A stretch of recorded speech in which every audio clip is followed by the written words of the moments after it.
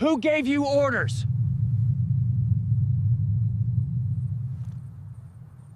My bag. Who gave you orders?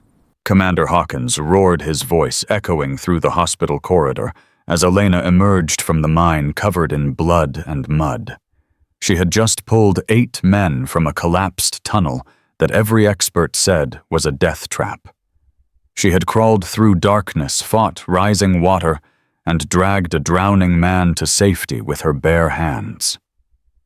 Now the most powerful rescue commander in Colorado was demanding answers from an 18-year-old intern who had disobeyed every protocol in the book. Elena met his eyes without flinching. Her answer would silence every man in that room and change everything they thought they knew about courage. Elena Cross had learned to be invisible long before she walked into Rocky Mountain Rescue Solutions. Her father had taught her that. James Cross, the bush pilot they called the Guardian of the North, had spent 20 years flying rescue missions across Alaska's most unforgiving wilderness. He'd pulled survivors from crashed planes, guided lost hunters through whiteout blizzards, and once landed his Cessna on a frozen river to save a family of 4 whose cabin had caught fire in the middle of January.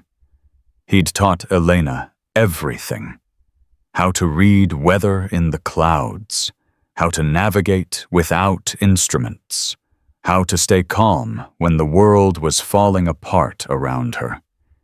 He'd also taught her that the loudest voice in the room was rarely the wisest. "Listen first," he'd said 1,000 times. "The mountain will tell you what it wants. The river will show you where it's going. Most people are too busy talking to hear." Elena had been 6 years old the first time he'd taken her into the wilderness. 16, when she'd watched him die. Now she was 18, standing in a room full of men who couldn't see her planning a mission that was going to kill them.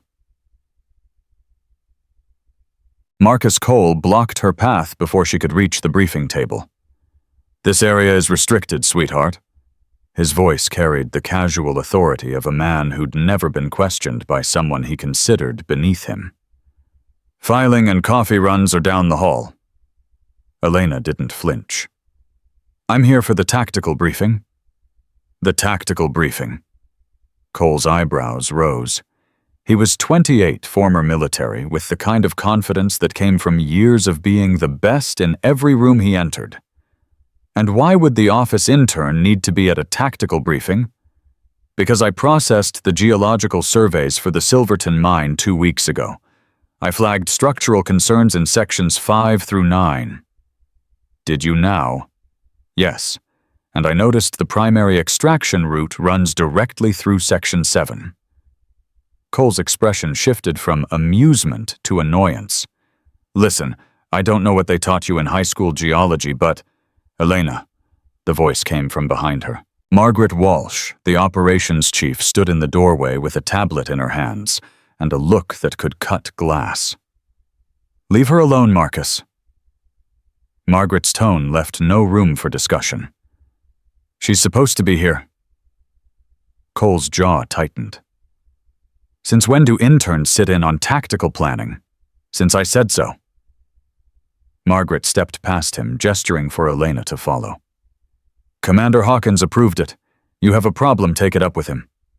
The briefing room fell silent as Elena entered. 8 men turned to look at her, some curious, some dismissive.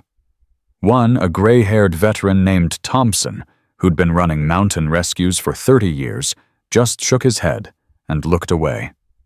Elena took a seat in the back corner and opened her notebook. She'd learned to be invisible. But that didn't mean she wasn't watching everything.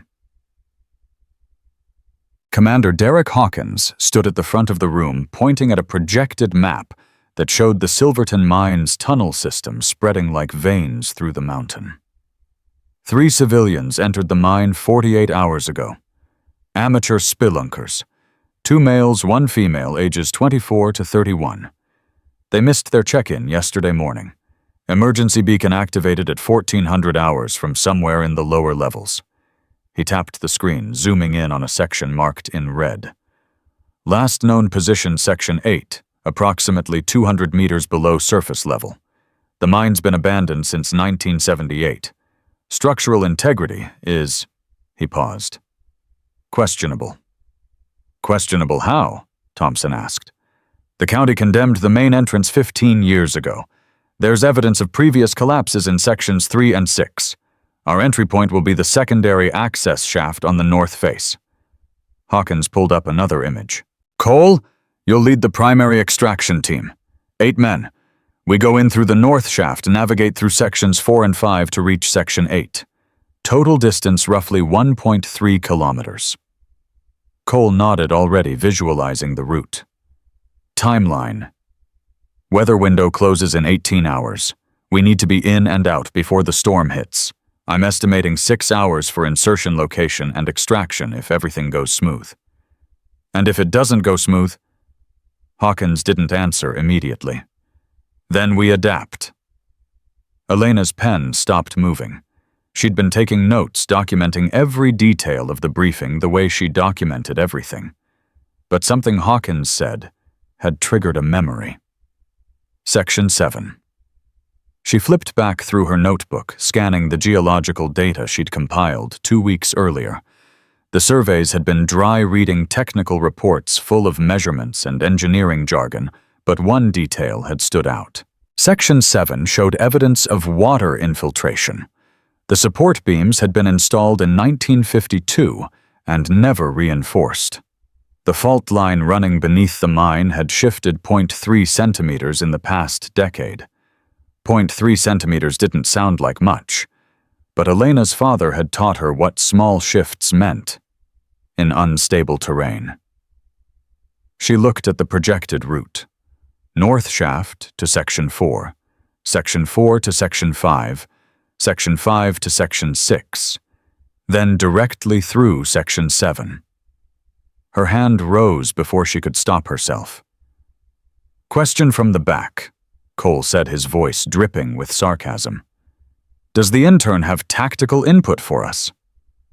Several men laughed. Elena stood her ground. The primary route passes through Section 7. Yes, we covered that. Section 7 has significant water infiltration. The geological survey from March shows evidence of beam degradation and fault line movement. If there's been any seismic activity in the past 6 months, there hasn't been. Cole cut her off. I checked the reports. Did you check the subsurface readings? Silence. Cole's expression hardened. Excuse me. The surface reports only show activity above magnitude 3. But Section 7 sits directly above a secondary fault that's been recording microtremors for the past year. Nothing strong enough to register on standard equipment, but enough to compromise already weakened support structures. Thompson leaned forward in his seat.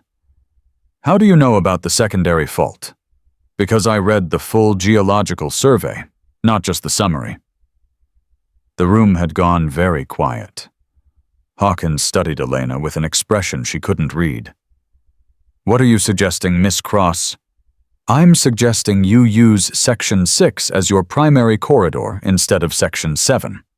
It adds another 300 meters to the route, but the structural integrity is significantly better. Cole laughed. You want us to add an extra half hour to our timeline because an 18-year-old intern has concerns about geological surveys she probably didn't understand.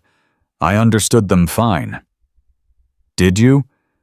Because I've been doing mountain rescue for 6 years and I've never once had an office assistant try to rewrite my extraction plan. Elena felt the heat rising in her chest, but she kept her voice level. I'm not trying to rewrite anything. I'm trying to keep your team alive. My team doesn't need protecting by a kid who's never been below the surface. Something flickered in Elena's eyes. Something old and painful. You don't know what I've been through. I know you've been processing paperwork for 6 weeks. That's what I know. Cole turned back to Hawkins. Commander, can we get back to the actual briefing? Hawkins was still looking at Elena. "Miss Cross, do you have documentation of these concerns?" "Yes, sir.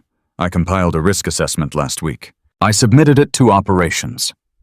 "I never saw any risk assessment," Cole said. Margaret Walsh cleared her throat. "It came across my desk. I forwarded it to tactical review. And it was flagged as non-critical. The recommendation was noted, but not implemented." Elena closed her notebook.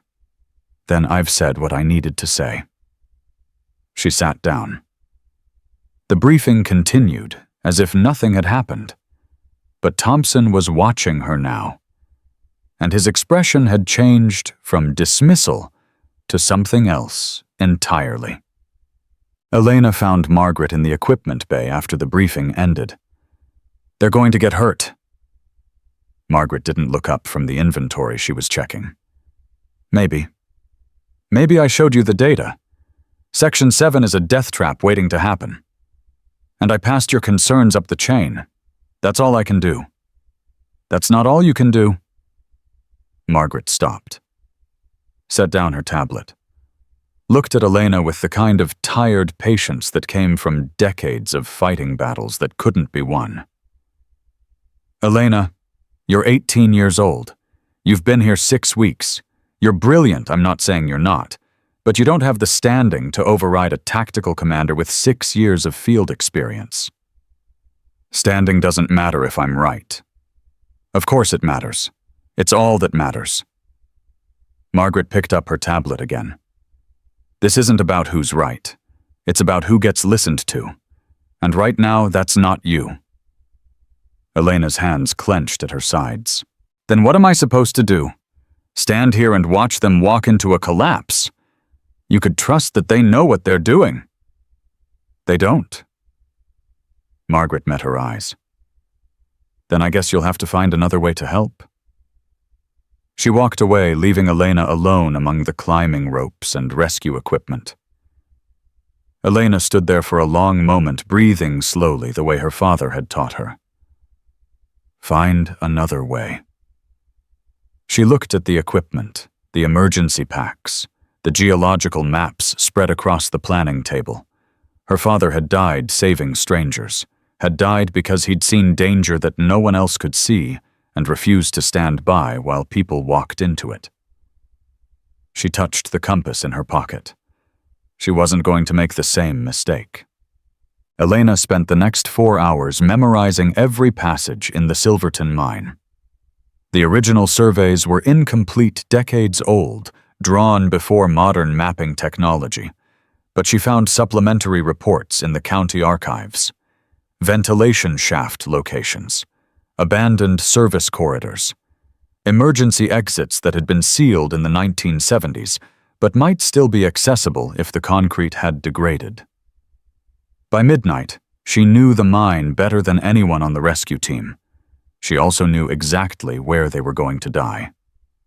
Section 7 had 3 critical failure points. The main support beam at the junction of corridors 7A and 7B. The ceiling braces along the 40-meter stretch between markers 72 and 79. And the drainage tunnel beneath the floor that had been slowly filling with groundwater for the past decade. If the team walked through Section 7 with full gear, 12-man equipment, the vibration of heavy boots on unstable ground, the probability of structural failure wasn't just possible. It was almost certain. Elena stared at the maps until her eyes burned. Then she picked up her phone and called the only person who might listen. Thompson answered on the 3rd ring. "Who is this Elena Cross from the briefing?" A long pause. "It's 1 in the morning. I know. I need to show you something." "Whatever it is, it can wait until—" "No, it can't." Something in her voice must have caught his attention because he didn't hang up. "Where are you?" "Equipment bay. I have the full geological surveys. The ones that weren't in the briefing package." Another pause. Longer this time. "Give me 20 minutes." Thompson walked into the equipment bay, looking like a man who'd seen too many ghosts. He was 62 years old, with the weathered face and careful movements of someone who'd spent a lifetime pulling people out of places they shouldn't have been. He'd been running mountain rescues before Elena was born. Before her father had made his first flight into the Alaskan wilderness. He'd also lost 4 team members in a mine collapse 15 years ago. Elena knew this because she'd researched everyone on the team. Thompson's file had been buried in the incident reports, a tragedy at the Monarch mine that had killed 2 rescuers and 2 of the civilians they'd been trying to save. The official cause, unexpected structural failure. The real cause, someone had missed the warning signs. "Show me what you've got," Thompson said. Elena spread the surveys across the table. "This is the primary route Cole's planning to use. North shaft to section 4-4 to 5, 5 to 6, 6 to 7, 7 to 8. Thompson traced the route with his finger. Standard approach. Good sight lines, minimal vertical variation. Also runs directly through the most unstable section of the entire mine. She pulled out the subsurface readings. This is the March survey. See these micro-tremor recordings. They're small, too small to show up on standard seismic reports, but they're consistent. 1 every 8 to 12 hours for the past 14 months. Thompson's expression didn't change, but his finger had stopped moving. Each tremor causes microfractures in the surrounding rock. Individually, they're nothing. Cumulatively. Elena pointed to the Section 7 diagram. The support beams here, and here are operating at maybe 60% structural integrity, maybe less. You're saying the whole section could collapse. I'm saying it's already collapsing. Just slowly. The team walks through there, adds their weight, their vibration, their equipment. It becomes a catalyst. Elena nodded. Thompson was quiet for a long time. He studied the surveys, the readings, the failure point analysis Elena had compiled. Finally, he looked at her. "How did you know to look for this?" Elena's jaw tightened. "Experience." "What kind of experience?" "The kind nobody wants to hear about from an 18-year-old. Thompson leaned against the table.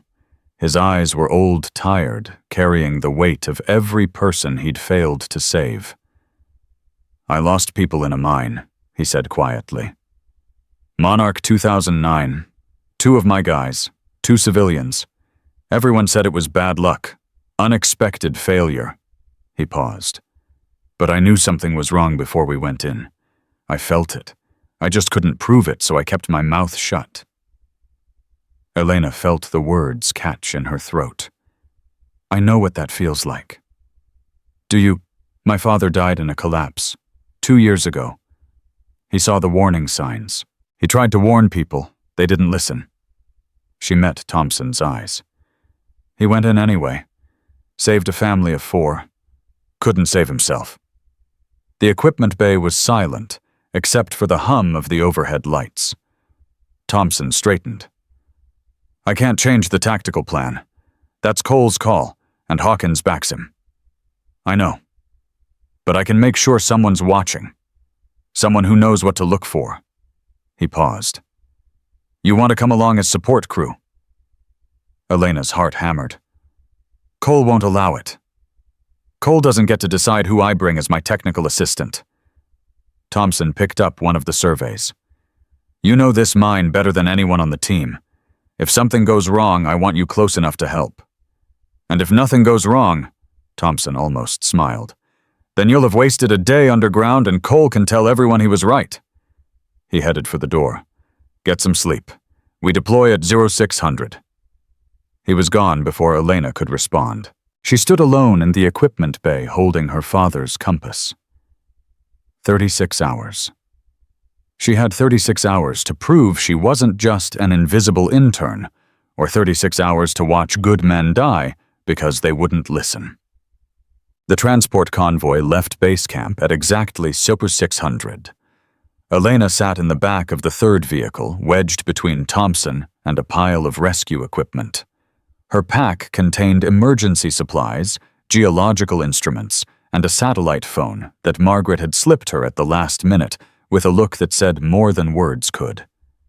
Cole had not been happy to see her. Absolutely not. He'd planted himself in front of Hawkins the moment Elena climbed out of the vehicle. She's not trained, she's not qualified, and she's not coming anywhere near my operation. She's coming as Thompson's technical support, Hawkins had replied calmly. Non-tactical role. She stays at the staging area unless there's an emergency. What kind of emergency would require a teenage file clerk? The kind where we need someone who's memorized every geological survey for a mile in every direction. Hawkins's voice hardened slightly. I read her risk assessment last night, Cole. The one operations flagged as non-critical. Cole's face went blank. Sir, the concerns she raised about Section 7, they're valid. Hawkins held up a hand before Cole could interrupt. I'm not changing the tactical plan. Your route is solid based on standard protocols, but I want someone monitoring structural indicators in real time. If something shifts, I want to know before it becomes a problem. Cole had stared at Elena with undisguised contempt. Fine, but she stays at staging. I don't want her anywhere near my team. Agreed. That had been 3 hours ago. Now they were approaching the mine entrance, and Elena could feel something cold settling in her chest. The same feeling she'd had 2 years ago, watching her father's plane disappear into the clouds.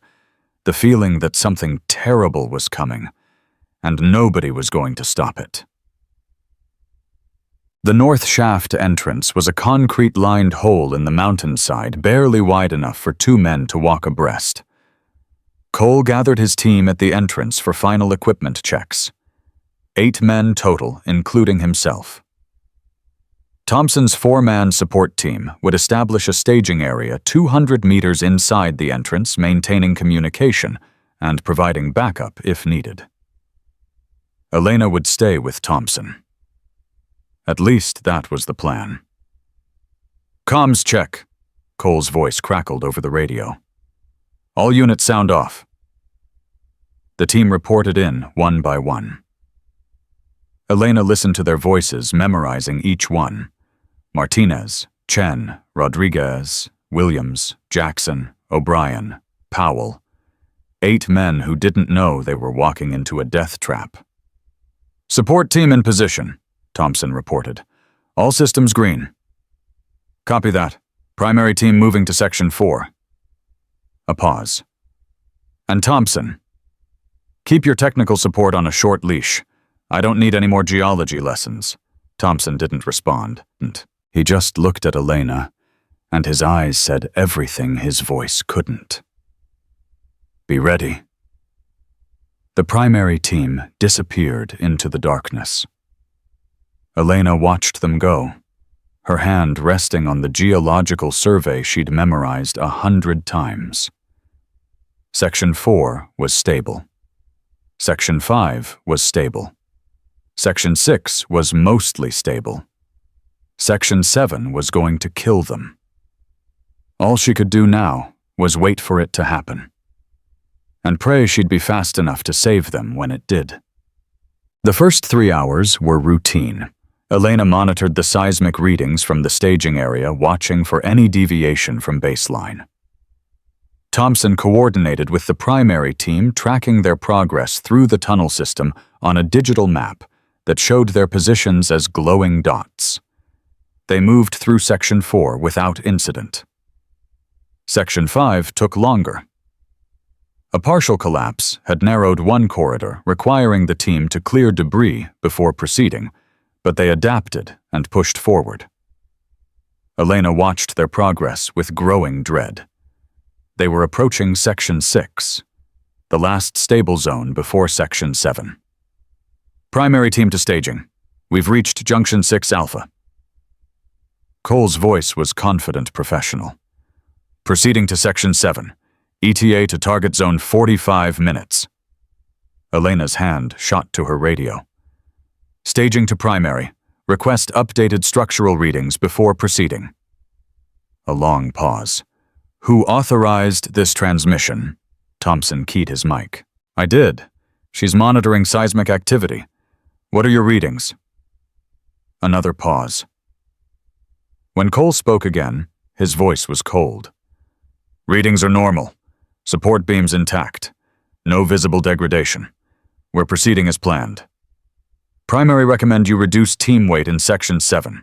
Send 2 men through first, verify stability before denied. Cole's voice cut through the static. We don't have time for extra precautions. The civilians have been down here 48 hours. Every minute we waste is a minute they might not have. Cole, enough. The finality in his voice left no room for argument. We're going through.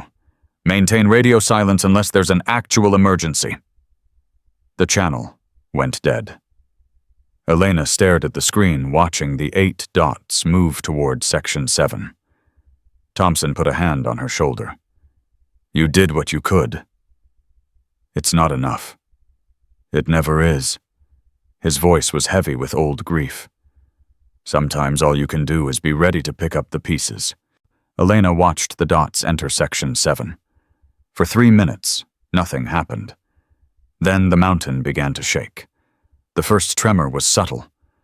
A vibration that could have been footsteps, could have been equipment settling, could have been nothing at all. Elena felt it in her bones before the instruments registered anything. Thompson. Her voice was sharp. Did you feel that? The old man had frozen mid-motion, his hand hovering over the communication console. His face had gone pale. Yeah, I felt it. Elena grabbed the seismic monitor, watching the needle that had been steady for 3 hours suddenly jump. Not much, just a small spike. But she knew what small spikes meant in unstable terrain. Primary team, this is staging. Thompson's voice was controlled, but Elena could hear the tension underneath. Report status. Static. Cole, respond. More static. Then a burst of noise that might have been voices, might have been something else entirely. Primary team, do you copy? The radio crackled. Martinez's voice came through, broken and distorted. Contact lost with point man sealing fragments. Cole is... The transmission cut out. Elena's blood turned to ice. What happened? Thompson was already on his feet, grabbing equipment. Martinez, what's your situation? Nothing but static. Then the second tremor hit. This one wasn't subtle. The ground lurched beneath their feet, sending equipment crashing off tables. Elena grabbed the wall to steady herself, feeling the mountain groan around them like a wounded animal. Dust rained from the ceiling. We need to move. Thompson was already heading toward the tunnel entrance. If Section 7 collapsed. It did. Elena pulled up the structural diagram on her tablet, watching in horror as red warnings bloomed across the screen. Support beam failure at Junction 7A. Ceiling collapse along corridor 72 through 79. She looked up. They're trapped. Thompson stopped. Turned. His face showed everything his training had taught him to hide. How bad? Elena checked the readings again, praying she was wrong. She wasn't. The collapse has divided them into 3 separate pockets. 4 men in Section 7, Alpha 2 in 7 Beta 2 in the drainage tunnel. She paused. Including Cole. Can they get out? Not the way they came in. The main corridor is completely blocked. Thompson grabbed his radio again. Staging to base camp. We have a critical situation. Section 7 has collapsed. 8 men trapped, location confirmed via structural monitoring. Request immediate backup and heavy extraction equipment. The response came through garbled but understandable. Hawkins's voice tight with controlled panic. Copy staging. Backup team mobilizing. ETA to your position 90 minutes. Can you reach them? Thompson looked at Elena. She was already calculating. The blocked corridors, the alternative routes, the ventilation shafts she'd memorized at 2 in the morning when everyone else was sleeping. Maybe. Her voice sounded strange to her own ears. Calm. Focused. Like her father's voice in the moments before everything went wrong. There's an old service corridor that branches off from Section 5. It was sealed in 1978, but the concrete has degraded. If we can breach it, there's a path through the ventilation system that connects to Section 7 Beta. That's not a rescue route, that's a crawl space. It's the only option that doesn't require waiting 90 minutes. Elena grabbed her pack. 2 of them are in the drainage tunnel. If groundwater has been accumulating the way the surveys suggest, that tunnel is going to flood within the hour. Thompson stared at her. You can't be serious. Cole has maybe 60 minutes before he drowns. The backup team won't be here for 90. She slung the pack over her shoulders. I'm going. Elena, you're 18 years old. You're not trained for... I've been trained my whole life. She met his eyes, and something in her gaze made him stop. My father spent 20 years teaching me how to navigate places like this. I've survived 2 collapses. I've pulled people out of situations worse than this. Her voice cracked slightly. He died because I couldn't get to him in time. I'm not letting that happen again. Thompson was quiet for a long moment. Then he nodded. I'm coming with you. No. Elena shook her head. You need to stay here. Coordinate with the backup team. Guide them to the right positions when they arrive. She pulled the geological maps from her pack and spread them across the table. These are the access points. Section 7 Alpha is here. 7 Beta is here. The drainage tunnel connects here. Tell them to focus on Alpha first. That's where the majority of the team is trapped, and the structure is more stable. And you? I'm going after Cole. Thompson grabbed her arm. Elena, if that drainage tunnel floods while you're in there, then at least I'll have tried. She pulled free, but gently. Someone has to go, Thompson, and I'm the only one who knows the way. She didn't wait for him to respond. The darkness of the mine swallowed her whole. Elena moved fast. The route she'd memorized took her through Section 5 past the debris field the primary team had cleared hours earlier to a junction that didn't appear on any of the official maps. The sealed service corridor. It looked exactly like the surveys had described. Crumbling concrete rusted metal supports a gap just wide enough for a small person to squeeze through. Elena didn't hesitate. She dropped to her knees and crawled. The space was tight, dark, suffocating. Her headlamp cast wild shadows on walls that seemed to press closer with every meter. Dust filled her lungs. Sharp rocks tore at her clothes. She kept moving. Her father's voice echoed in her memory. Steady breathing. Controlled movements. Don't think about the weight above you. Just focus on the next handhold, the next breath, the next moment. She'd been in worse places than this. She'd survived worse things than this. After what felt like hours but was probably only 15 minutes, the crawl space opened into a larger passage. The ventilation system. Old, corroded, but intact. Elena checked her position on the tablet, cross-referencing with the structural diagram she'd committed to memory. Section 7 Beta was 200 meters ahead. The drainage tunnel was just below it. She started running. The first voice she heard was Rodriguez's. He was praying. Quiet, desperate Spanish that echoed through the metal walls of the ventilation shaft.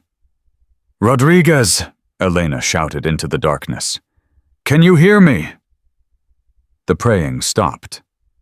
"Who's there?" His voice cracked. "Who is that?" Elena Cross. I'm coming through the ventilation system. Where are you? A pause. Then, incredulous. The intern. Yeah, the intern. She was already locating the access panel that would drop her into Section 7 Beta. How many are with you? Just O'Brien. He's hurt bad. Legs broken, maybe worse. We can't move him.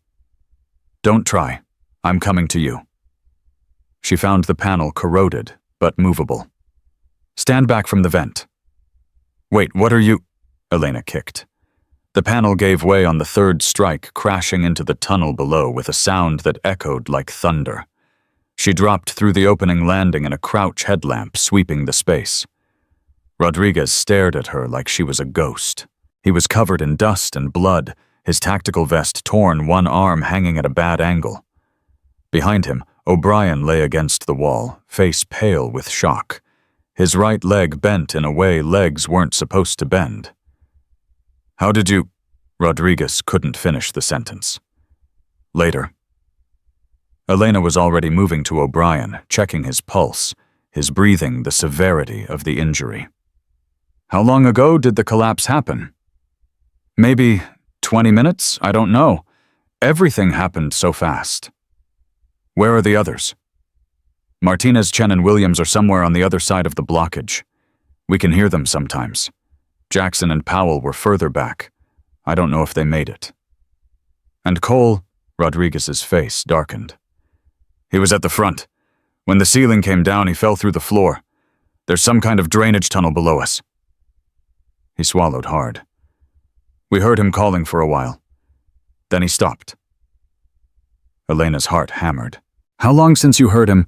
10 minutes. Maybe 15. She looked at the floor. Cracked. Unstable. But she could see where Cole had fallen through a jagged hole, about 30 feet away, barely visible in the beam of her headlamp. O'Brien needs to stay still, she said, pulling emergency supplies from her pack.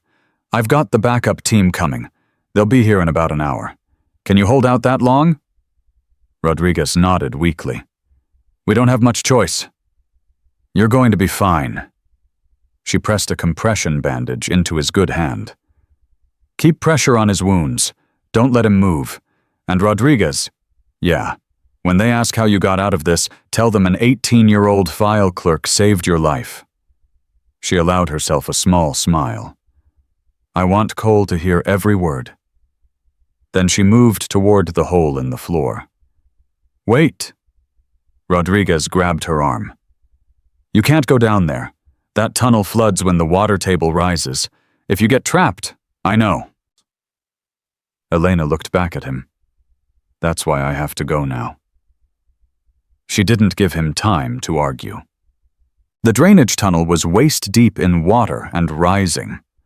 Elena dropped into it with a splash that soaked her to the bone, gasping as the cold hit her like a fist. Her headlamp flickered stabilized, cast wavering light across the black surface of the water. Cole? Her voice echoed off the metal walls. Cole, can you hear me? Nothing. She started wading forward, fighting the current that wanted to push her back. The water was moving faster than she'd expected. Rising faster. The surveys had been wrong about the rate of accumulation. Or the collapse had opened new channels. Either way, she had less time than she'd thought. Cole. Still nothing. She pushed forward deeper into the tunnel water, rising to her chest now. Her pack dragged at her shoulders. Her muscles screamed from the cold. Keep moving. Don't think. Just keep moving. Then she heard it. A sound. Weak. Almost lost in the rush of water. Here. Cole! Elena surged toward the voice. Keep talking. I'm coming. Can't. Trapped. She found him 30 feet further in. He was pinned against a debris pile, water lapping at his chin, one arm twisted behind him, where a collapsed beam held him in place. His face was barely visible above the surface, pale and terrified, nothing like the arrogant officer who'd dismissed her concerns 12 hours earlier. Help. His voice was raw. Please, help me. Elena reached him, bracing herself against the current, assessing the situation with the clinical focus her father had drilled into her. The beam was too heavy to lift alone, but there was a gap beneath it, small, but maybe enough if she could create some leverage. "I'm going to get you out." She was already pulling tools from her pack. "But I need you to help me. Can you move your legs?" "I think so. I don't know. Everything's numb." "Try." She felt him shift against the debris, heard him grunt with pain. "Yeah, I can move them." "Good. When I lift this beam, you push yourself forward. Understand? It won't work. That beam weighs." "I didn't ask how much it weighs." Elena positioned herself, jamming a pry bar into the gap beneath the beam. "I asked if you understand." Cole stared at her. The water was at his lips now. He had maybe 3 minutes before it covered his face. "I understand." "On 3, Elena braced. 1, 2, 3. She pushed with everything she had. Her muscles screamed, her vision blurred. The beam shifted barely an inch, but enough. "Move!" she shouted. Cole threw himself forward, clawing at the water, kicking against the debris that held him. For a horrible second, he stuck. Then he was free, gasping, choking, grabbing onto Elena like she was the only solid thing in the universe. "I've got you!" She was already pulling him toward higher ground. "I've got you! Keep moving!" "You came!" His voice broke. "You actually came!" "Save your breath. We're not out yet." The water was still rising. They reached the breach in the floor the hole Cole had fallen through, just as the water rose above their shoulders. Elena looked up at the gap, calculating distance. It was 8 feet above them, maybe 9. The walls were slick with moisture, no handholds. "I can't climb that," Cole's voice was hoarse. "My arm, you don't have to climb." Elena pulled out a length of climbing rope from her pack. "Rodriguez is up there. He'll pull you out." "What about you?" "I'll follow." She tied the rope around Cole's waist, checked the knot twice, then cupped her hands around her mouth. "Rodriguez, I've got Cole. I need you to pull him up." A pause. Then Rodriguez's voice, distant but clear. "Send him up." Elena looked at Cole. "Ready?" "No." He met her eyes. Something had changed in his face. The arrogance was gone, replaced by something that looked almost like shame. "Elena, I'm sorry. For everything I said. For not listening. Tell me when we're out of this mine." When she grabbed the rope. "Rodriguez, pull." The rope went taut. Cole rose clumsy and slow, his broken arm hanging useless at his side. Elena watched him go, counting seconds. The water was at her chin now. She heard Cole reach the top, heard Rodriguez's voice shouting something she couldn't make out. The rope dropped back down. Elena grabbed it with numb fingers, started to pull herself up. The current hit her like a wall. She lost her grip, went under, tumbled backward in the black water. Her headlamp flickered and died. Darkness swallowed her.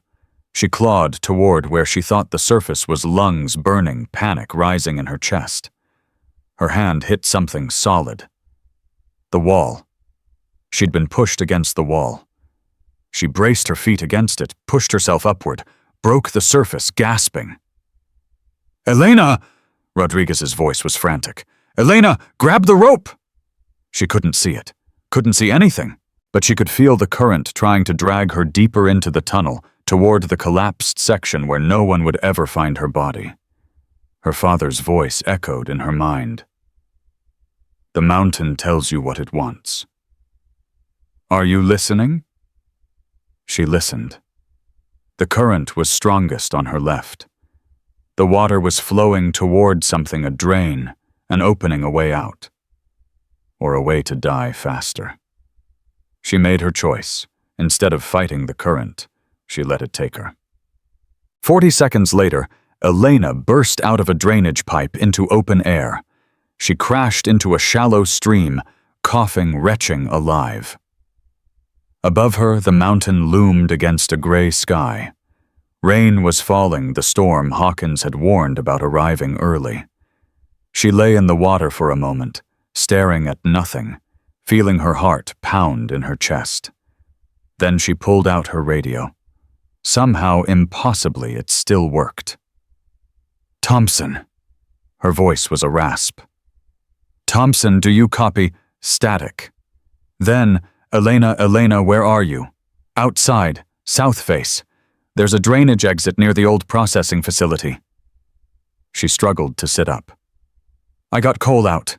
Rodriguez and O'Brien are in Section 7 Beta. The others are still trapped in 7 Alpha. A long pause. "The backup team just arrived. We're heading to your coordinates." "Thompson," Elena closed her eyes. "Tell them to hurry. The water table is rising faster than we thought. If they don't reach the others in the next 30 minutes. She didn't finish the sentence. She didn't have to. Elena was still sitting in the stream when the rescue vehicles arrived. Thompson found her first. He dropped to his knees beside her, checked her breathing, her pulse, her pupils. "You're hypothermic." His voice was rough. "We need to get you warm." "The team being extracted now. Cole told us where everyone was. The backup crew is pulling them out as we speak." Elena felt something release in her chest, something she'd been holding since the moment the first tremor hit. All of them. Thompson helped her to her feet. "Because of you. Every single one of them is alive because of you." Elena leaned against him, too exhausted to stand on her own. She thought about her father, about the last time she'd seen him climbing into his plane to save a family he'd never met. He'd told her to stay behind that day, told her it was too dangerous. She'd listened. She'd regretted it every day since. Not this time, she thought. Not this time. The rescue trucks were loading casualties when they reached the staging area. Elena saw Cole on a stretcher, his arm splinted an oxygen mask over his face. Their eyes met across the chaos. He didn't look away. He didn't look angry or embarrassed or proud. He just looked at her like he was seeing her for the first time. Elena held his gaze for a moment. Then she turned away and let Thompson guide her toward a waiting ambulance. There would be time for words later. Right now she just wanted to feel the rain on her face and remember what it meant to be alive. The hospital room was too quiet. Elena sat on the edge of the bed, wrapped in heated blankets, an IV drip pumping warm fluids into her arm. The doctors had said she was lucky. Mild hypothermia, some cuts and bruises, nothing permanent. She didn't feel lucky. She felt hollow. The door opened. Margaret Walsh stepped in, her face drawn with exhaustion, and something else Elena couldn't identify. "How are you feeling?" "I'm fine." Elena's voice was flat. "How's the team?" "Everyone's stable. O'Brien's in surgery for his leg, but they say he'll walk again. Rodriguez has a dislocated shoulder and some cracked ribs. The others are being treated for minor injuries and exposure." "And Cole?" Margaret hesitated. "He's asking for you." Elena looked up. "What? He's been asking for you since they brought him in. Won't talk to anyone else until he sees you first." Margaret crossed her arms. "I can tell him you're not up for visitors." Elena was already pulling the IV from her arm. "Where is he?" "Elena, you need rest." "Where is he?" Margaret sighed. "Room 412. Down the hall, turn left." Elena was out the door before Margaret could say another word. The walk to room 412 felt longer than the crawl through the ventilation shaft. Every step brought memories flooding back. Cole's voice dismissing her concerns. His face when she'd pulled him from the water. The way he'd looked at her across the staging area. She stopped outside his door. Took a breath. Pushed it open. Cole was propped up in bed, his left arm in a sling, bandages wrapped around his head. He looked smaller than she remembered. Younger. like someone had stripped away all the armor he wore and left only the man underneath. His eyes found hers immediately. "You came. You asked for me." Elena stepped into the room, letting the door close behind her. "What do you want?" Cole was quiet for a long moment. When he spoke, his voice was rough. "I want to apologize." Elena didn't respond. "I was wrong." He swallowed hard. "About everything. About the route. About the risks. About you." His eyes dropped to his hands. "I almost got my team killed because I was too proud to listen to an 18-year-old girl who knew more than I did." "Yes, you did." He flinched, but he didn't argue. "I've been doing this for 6 years. His voice cracked slightly. 6 years of rescues, of training, of being the guy everyone counts on. And in 48 hours you showed me I don't know half as much as I thought I did." Elena leaned against the wall. "Is this the part where I'm supposed to make you feel better?" "No." Cole looked up at her. "This is the part where I tell you what happened down there. What really happened." Something in his tone made Elena go still. "What do you mean?" Cole took a shaky breath. "When the ceiling came down, I fell through the floor, hit the water hard, couldn't breathe, couldn't see, couldn't think. All I knew was I was going to die." He paused. "And the only thing I could think about was you, standing in that briefing room trying to warn us, and me telling everyone to ignore you." His voice broke. "I thought, she tried to save us, and I wouldn't let her." Elena felt something shift in her chest, something she'd been holding on to since her father died. "Then I heard your voice." Cole's eyes were wet now, calling my name. And I thought I was hallucinating, because there was no way, no possible way, that the girl I'd humiliated in front of my entire team would crawl through a collapsed mine to save my life. "I didn't do it for you." "I know." Cole nodded slowly. "You did it because that's who you are. Because you couldn't stand by and let people die, even people who treated you like garbage." He wiped his eyes with his good hand. "I've been in the rescue business for 6 years, Elena. I've saved a lot of people, but I've never seen anyone do what you did today." Elena was quiet. "Who taught you?" Cole asked. "Who taught you to be that brave?" The question hit her like a physical blow. She thought about her father, about cold mornings in Alaska, learning to read the wilderness like a book, about the day he'd put a compass in her hands and told her it would always point her home, about his voice on the radio, calm and steady, the last words she'd ever heard him speak. "My father." Her voice was barely above a whisper. "He taught me everything." "Where is he now?" Elena's throat tightened. "He died 2 years ago, saving strangers in a mine collapse." Cole closed his eyes.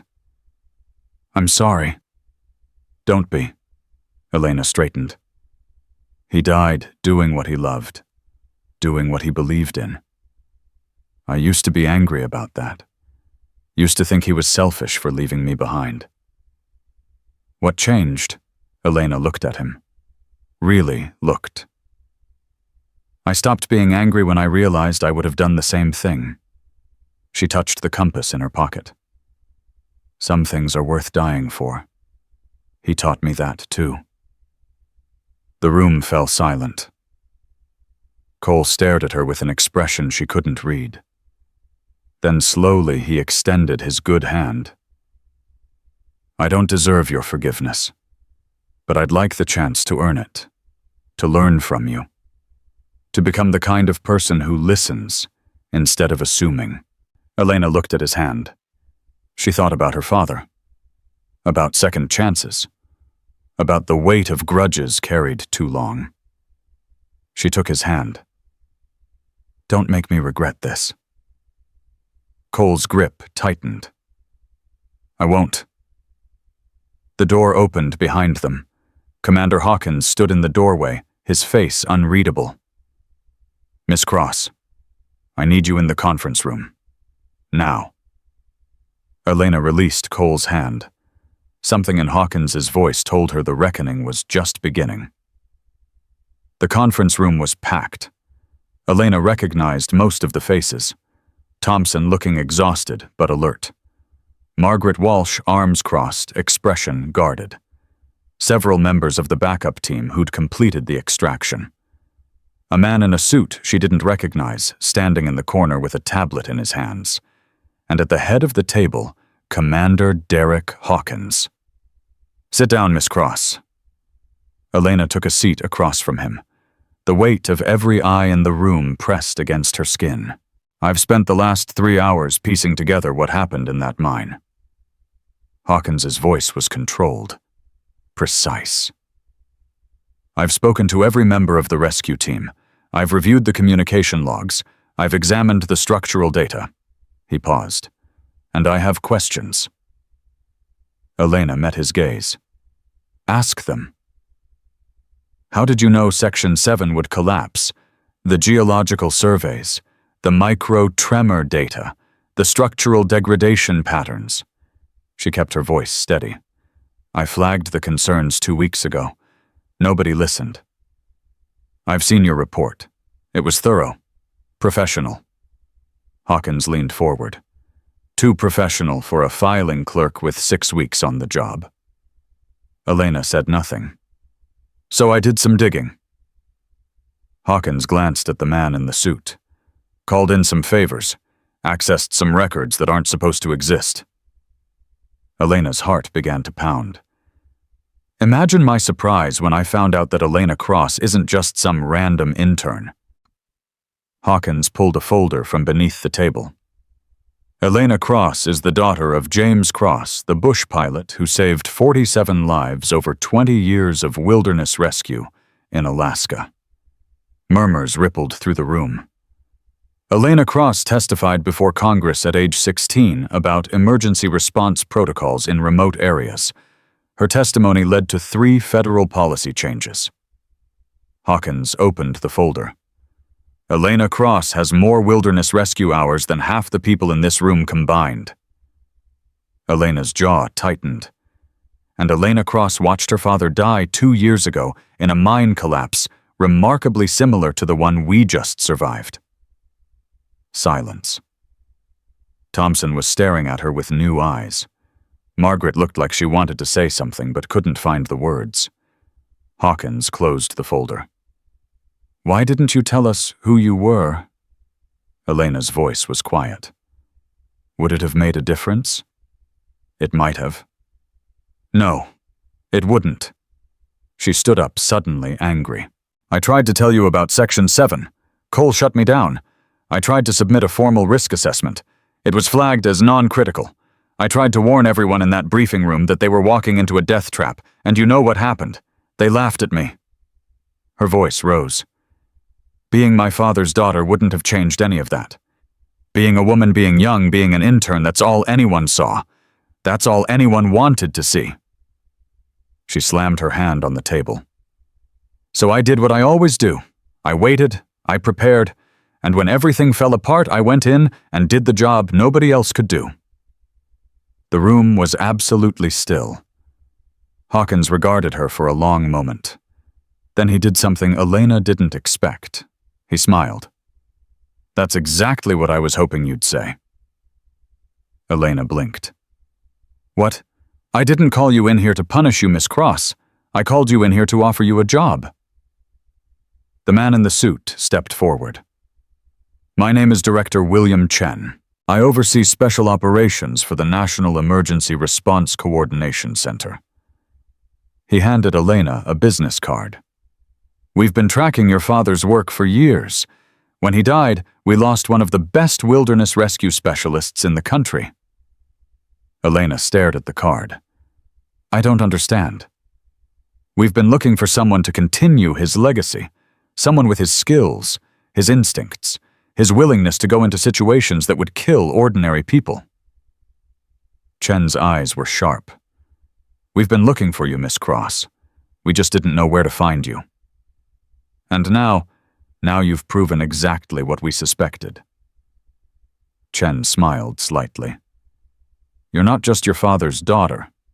You might be better than he was. Elena felt the world tilt beneath her feet. I'm 18 years old. Age is irrelevant. Experience is what matters, and you have experience that people twice your age couldn't match. Chen glanced at Hawkins. Commander Hawkins has agreed to serve as your mentor. Thompson will handle your tactical training. You'll have access to resources, equipment, and support that most rescue operations can only dream of. Elena looked around the room. Thompson was nodding slowly. Margaret was smiling. Even the backup team members looked impressed. What exactly are you asking me to do? Join us. Chen's voice was serious now. Help us build a new kind of emergency response team. One that values expertise over credentials. One that listens to the people on the ground instead of the bureaucrats behind desks. He paused. One that your father would have been proud to be part of. Elena touched the compass in her pocket. She thought about her father, about the promise she'd made at his grave, about all the people who needed saving and didn't know where to turn. I have conditions. Chen raised an eyebrow. Name them. First, I choose my own team. No assignments from bureaucrats who've never been in the field. Acceptable. Second, I continue my education. I want to finish my geology degree. I want to be the most qualified person in every room I walk into, not just the most experienced. Also acceptable. Third, Elena's voice hardened. If I say a mission is too dangerous, we don't go.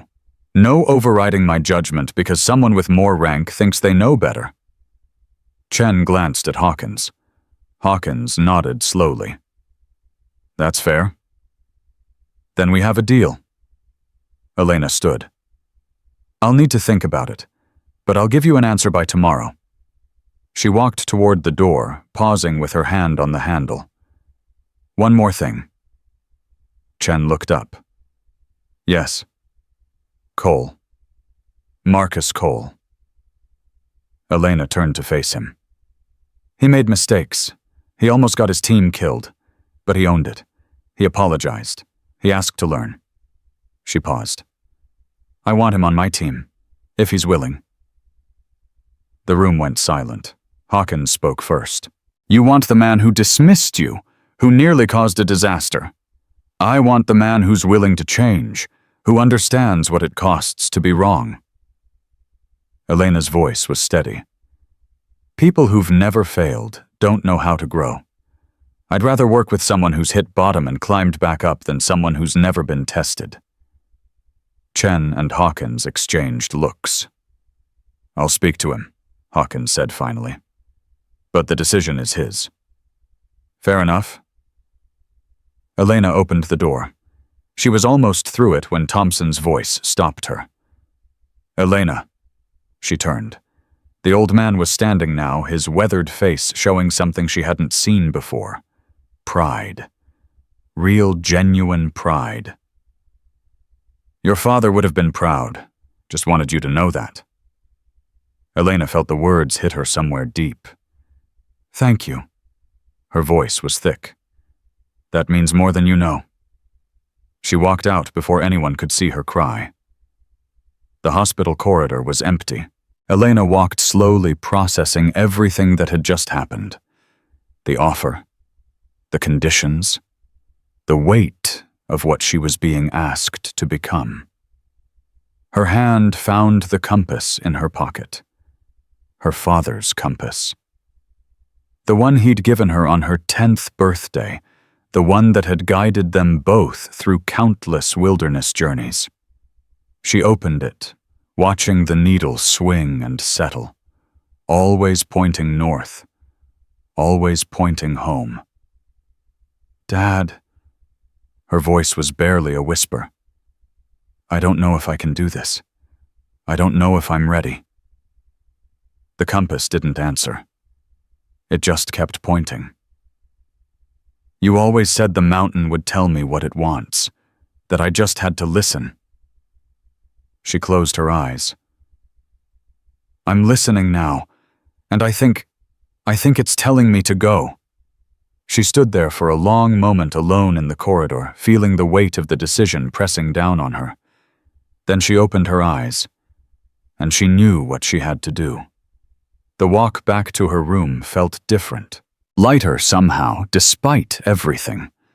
Like a burden she'd been carrying for 2 years had finally started to lift. She was almost there when she heard footsteps behind her. "Elena, wait!" She turned.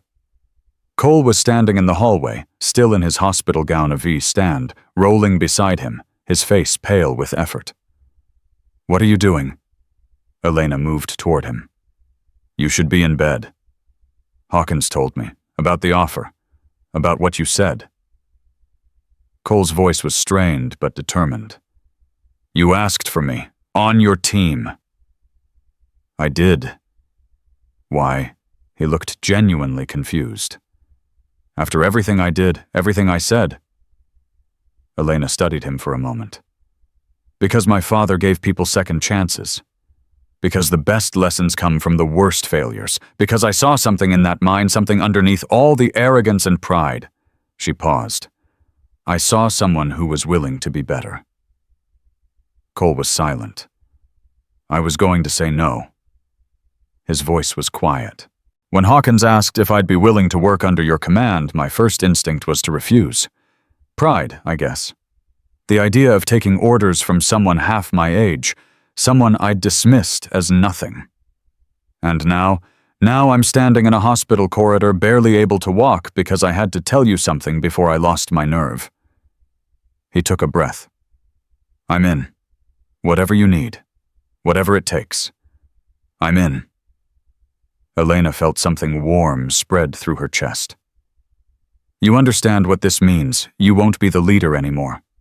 You'll be following my orders, respecting my judgment, trusting my decisions even when they don't make sense to you." "I understand. And you're okay with that?" Cole almost smiled. 24 hours ago, I would have laughed at the idea. But 24 hours ago, I thought I knew everything." He met her eyes. "You showed me I was wrong. Now I want to learn from someone who's actually right." Elena extended her hand. "Welcome to the team." Cole took it. His grip was firm, real, the grip of a man who meant what he said. "Thank you." His voice cracked slightly. "For giving me another chance. For not leaving me to drown when I deserved it." "Nobody deserves to drown." Elena released his hand. "Now get back to bed before you collapse in the hallway. We've got work to do once you're healed." Cole nodded and turned away, shuffling back toward his room with the IV stand rattling beside him. Elena watched him go. Something had changed between them. Something fundamental. The man who'd walked into that mine was gone, drowned in the same water that should have killed him. The man who walked away was someone new, someone who might actually be worth saving. Elena returned to her room. The heated blankets were still warm, the IV still hanging where she'd left it. But she didn't feel like resting anymore. She felt alive, alert, ready. She pulled out her phone and dialed a number she hadn't called in 2 years. It rang 3 times before someone answered. "Cross residence." The voice was older female, achingly familiar. "Mom." Elena's voice caught. "It's me." A long pause. "Elena." Her mother's voice broke on the second syllable. "Oh, sweetheart. Where are you? Are you okay? I've been so worried." "I'm okay, Mom. I'm fine." Elena sat down on the bed. "I'm in Colorado. I've been working at a rescue company." "A rescue company?" Her mother's voice sharpened. "Elena, after what happened to your father, that's why I called." Elena took a deep breath. "Something happened today. Something big. and I need to tell you about it before you hear it from someone else." She told her mother everything. The mine, the collapse, the rescue, the job offer. By the time she finished, she could hear her mother crying softly on the other end of the line. "Mom, say something." A long silence. Then, "You sound just like him." Elena felt tears prick her eyes. "What do you mean, your father?" "The day before he died, he called me, told me about a family trapped in a mine, told me he had to go even though it was dangerous, even though I begged him not to." Her mother's voice was thick with emotion. "He said some things are worth dying for, that he'd rather die trying to save strangers than live knowing he could have helped and didn't." I remember. I was so angry at him, for leaving, for choosing them over us. A pause. "But now I understand. And hearing you talk about what you did today, crawling through a collapsed mine to save a man who treated you like garbage, I finally understand why he was the way he was." "Mom, don't apologize, sweetheart. Don't explain. Just promise me one thing. Anything. Promise me you'll come home when it's over. Whatever you're building out there, whatever you're becoming, promise me you'll remember you have someone waiting for you. Someone who needs you to survive." Elena closed her eyes. "I promise." "I love you, Elena. More than you know." "I love you too, Mom. I'll call you soon." She hung up. The room was quiet. Elena sat there for a long time, holding her father's compass, feeling its weight in her palm. She'd made a choice today, a choice that would change everything.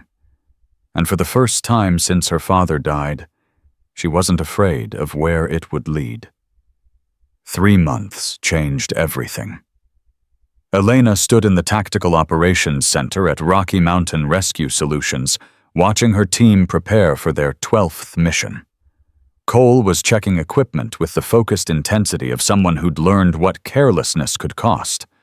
Rodriguez, his shoulder fully healed, was running through communication protocols with the efficiency of a man who'd once heard static when his life depended on clarity. Thompson sat in the corner, reviewing geological surveys the way Elena had taught him, looking for patterns that could kill. They were her team now. Not Hawkins's. Not Chen's. Hers. "Final check in 5 minutes." Elena's voice carried across the room without effort. "I want everyone sharp. This one's different." Cole looked up. "Different how?" "The call came through an hour ago. 14 hikers trapped in a flash flood zone near Boulder Canyon. Water's rising fast. Local emergency services are overwhelmed." She pulled up the topographical map on the main screen. "The access roads are washed out. Helicopter approach is compromised by wind conditions. That leaves one option. Ground insertion through the canyon itself." Thompson's voice was grim. "That's a death sentence in flood conditions. It's a death sentence if we do it wrong." Elena zoomed in on a section of the map. "But there's a ridge path that runs parallel to the main channel. It's narrow, it's unstable, and it hasn't been maintained in 20 years. But it'll get us close enough to establish anchor points for extraction." Rodriguez leaned forward. "How do you know about this path?" "Because my father used it in 2015. Same canyon. Same conditions." Elena's voice was steady. "He pulled 6 people out in 4 hours. Lost nobody." The room went quiet. Cole stood up. "Then we follow the path. What's the timeline?" "Water levels suggest we have about 3 hours before the flood zone becomes completely inaccessible. After that, anyone still trapped will be swept downstream." Elena looked at each member of her team. "We move in 30 minutes. Questions?" Nobody spoke. "Good. Get your gear." The team dispersed, leaving Elena alone with the map. She stared at the canyon, feeling the weight of 14 lives pressing against her chest. These weren't rescuers who'd made calculated risks. These were families. Tourists. People who'd been enjoying a summer hike when the weather turned without warning. Children were among them. The dispatch report had mentioned at least 4. Elena touched the compass in her pocket. I know, Dad. Her voice was barely a whisper. I know what's at stake. The door opened behind her. Director Chen walked in, his face grave. Miss Cross, we need to talk. Elena turned. If this is about the mission parameters, it's not. Chen stopped a few feet away from her. We've received additional information about the flood zone. Information that changes things significantly. What kind of information? Chen hesitated. Elena had learned to read him over the past 3 months. The hesitation wasn't uncertainty. It was reluctance. There's a dam upstream, old construction, privately owned. The company that maintains it reported structural concerns last year, but the repairs were delayed due to funding issues. Elena felt ice form in her stomach. How serious? Serious enough that if water levels continue to rise at the current rate, the dam could fail within the next 4 hours. The words hung in the air like a death sentence. If that dam breaks while we're in the canyon, you'll have approximately 6 minutes to reach high ground before a wall of water sweeps through. Chen's voice was flat. 6 minutes, Miss Cross, for your entire team and 14 civilians. Elena's mind raced through calculations. The ridge path, the extraction points, the time needed to reach each group of trapped hikers and move them to safety. We can't extract everyone in 6 minutes. No, you can't. Then what are you suggesting, that we leave them? I'm suggesting you make a choice. Chen's eyes were hard. You can attempt a full extraction and risk losing your entire team plus the civilians if the dam fails. Or you can prioritize the most accessible group, save who you can, and accept that some people won't make it. Elena stared at him. You're asking me to decide who lives and who dies. I'm asking you to be a leader. Leaders make impossible choices. Chen paused. Your father understood that. My father would never have left people behind. Your father died trying to save everyone. Chen's voice softened slightly. I'm not saying his choice was wrong, but I am saying that sometimes the bravest thing a leader can do is recognize their limits. Elena felt her hands curl into fists. Get me real-time data on the dam. Water level, structural readings, everything. I want updates every 15 minutes. And the mission? The mission proceeds. Elena's voice was steel. I'll make my choices when I have to make them, not before. Chen studied her for a long moment. Then he nodded. Your team is ready. Transport leaves in 20 minutes. He walked out. Elena stood alone, staring at the map, feeling the weight of 14 lives pressing against her chest. 4 children. She closed her eyes. Dad, help me. Please. The transport dropped them at the canyon's edge just as the rain intensified. Elena led the way down the ridge path, moving with the sure-footed confidence her father had drilled into her over years of wilderness navigation. Cole followed close behind, then Rodriguez, then Thompson. Behind them came 4 additional team members, specialists, Chen had assigned after Elena proved herself in the field. 8 people, 14 civilians to extract, possibly less than 3 hours. The math was brutal. First group is 200 meters ahead, Elena's voice carried over the rain. Family of 4, parents and 2 kids ages 8 and 12. They're on a rock formation that's still above water but losing ground fast. How do you want to approach? Cole asked.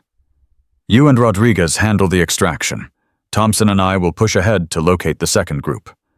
She checked her GPS. The dam monitoring data is feeding to my tablet. If readings spike, everyone moves to high ground immediately. No exceptions. Understood. They reached the first group in 12 minutes. The family was huddled on a narrow rock ledge, the parents shielding their children from the worst of the rain.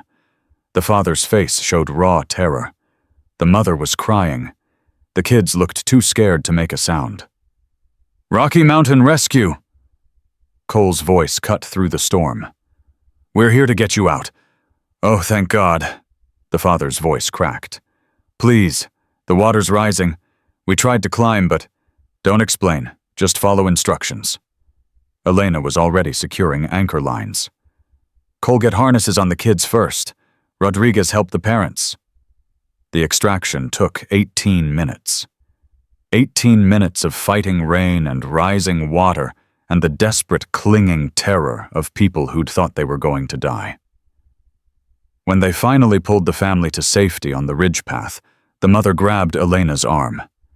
"Thank you. Thank you so much. I thought, you're safe now. But we need to keep moving." Elena's voice was gentle but firm. "Can you walk?" "Yes. Yes, we can walk." "Then follow Thompson. He'll guide you to the extraction point." Elena turned to her team. "First group secure. Moving to second location." They pushed deeper into the canyon. The rain was getting worse. The water was rising faster. And somewhere upstream a dam was slowly failing. Elena's tablet buzzed with an update. Dam stress levels at 73% of critical threshold. She kept moving. The second group was harder. 5 hikers in their 20s trapped on a narrow shelf above a churning section of the main channel. One of them had a broken ankle. Another was showing signs of hypothermia. "We can't carry him out." Cole's assessment was clinical. "Not in these conditions, not without risking the whole team." "Then we stabilize and move." Elena was already pulling medical supplies from her pack. "Rodriguez, improvise a splint. Cole, get the hypothermic one wrapped in emergency blankets. I need body heat on him now." "Elena, the water." "I see the water." Her voice was sharp. "Do what I said." They worked fast. The injured hiker screamed when they set his ankle. The hypothermic one was barely conscious. The other 3 huddled together watching the water rise with eyes full of terror. "We're not going to make it, are we?" One of them, a young woman with rain-soaked hair and trembling hands, grabbed Elena's arm. "We're going to die here." Elena met her eyes. "Not if I have anything to say about it." "But the water is a problem. Problems have solutions." Elena finished securing the splint. "Can you help support your friend, keep weight off his bad leg?" The woman nodded weakly. "Then you're part of the solution. Let's move." The extraction took 34 minutes. By the time they reached the ridge path, the main channel had risen another 4 feet. The shelf where they'd found the hikers was completely submerged. Elena's tablet buzzed again. Dam stress levels at 81% of critical threshold. She didn't have time to think about it. Third group location. Thompson checked the coordinates. Half a mile downstream, larger group, 6 civilians including 2 children. Time estimate, at current pace maybe 40 minutes to reach them. At extraction time, we don't have 40 minutes. Elena's mind raced. The ridge path splits ahead. Cole, take Rodriguez and 2 of the specialists to the 4th group location. They're the closest to the canyon mouth. Get them out fast and establish an extraction corridor. What about you? Thompson and I will handle the 3rd group. We'll link up at the extraction point. Cole hesitated. Elena, if the dam fails, everyone runs for high ground. No exceptions, no heroics. She grabbed his arm. I mean it, Cole. If it comes down to the team, or the civilians, you save the team. His face twisted. You don't actually expect me to leave people behind. I expect you to follow orders. Her voice hardened. We lost my father because he couldn't make that choice. I won't lose anyone else the same way. Cole stared at her. Then he nodded. Stay alive, Cross. You too, Cole. The teams split. Elena pushed forward with Thompson moving as fast as the treacherous terrain would allow. The third group was in worse shape than the first two. 6 people clinging to a cluster of rocks in the middle of what had become a raging river. The current was brutal, the water cold, the spray making it nearly impossible to see. 2 of them were children, a boy around 10, and a girl who couldn't have been more than 6. The girl was crying. Daddy, Daddy, I'm scared. I know, sweetheart, I know. Just hold on. The father's arms were wrapped around both children, but Elena could see his strength failing. His face was pale. His grip was slipping. Thompson. Elena was already securing her harness to an anchor point. I need a traverse line to that rock formation. The current's too strong.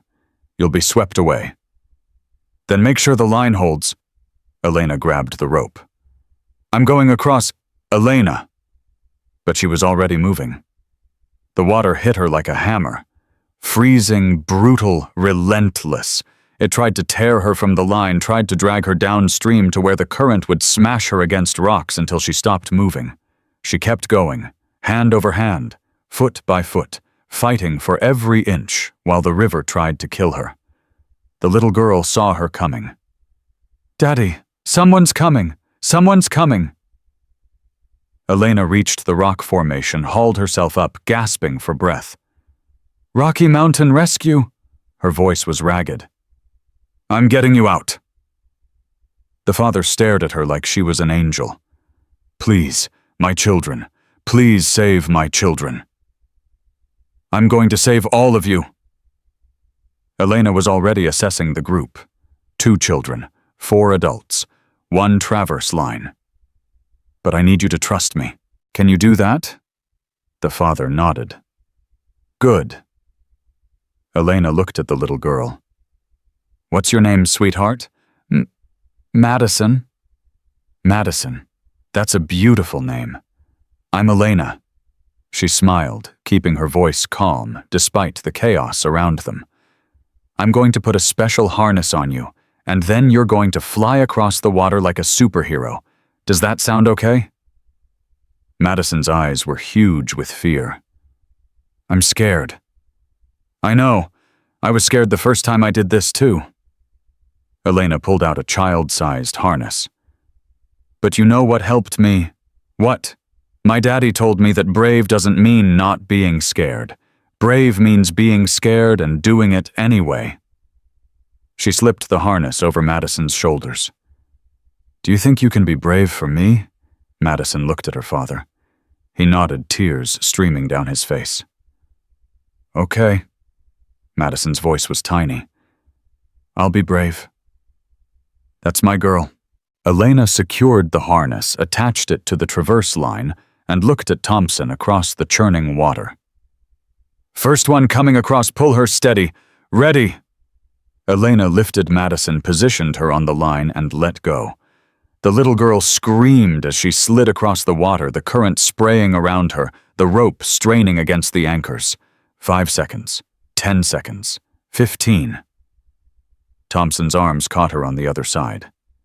First one secure. His voice carried over the storm. Send the next. Elena turned to the boy. Your turn, buddy. Same thing. Nice and easy. The boy was braver than his sister, or maybe just more numb with shock. He went across without screaming, his eyes closed tight, his hands gripping the harness like it was the only solid thing in the universe. 16 civilians total. 10 now safe. 4 more to go. Elena's tablet buzzed. She didn't want to look. She looked anyway.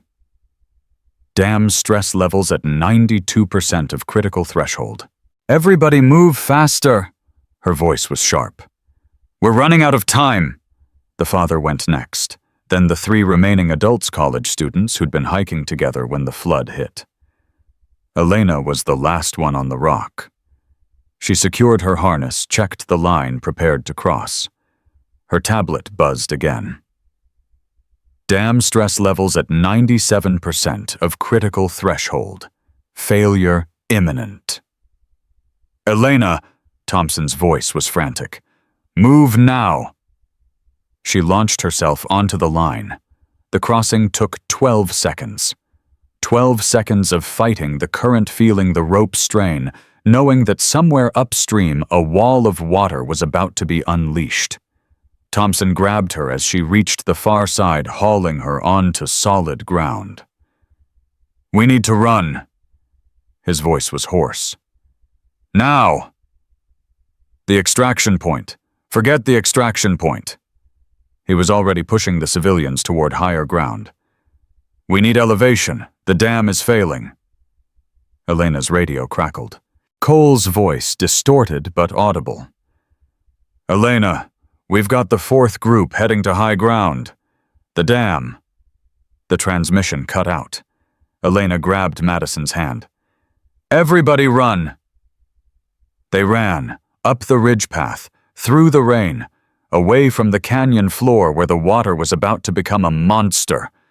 Elena could feel it coming before she heard it. A vibration in the earth, a pressure in the air.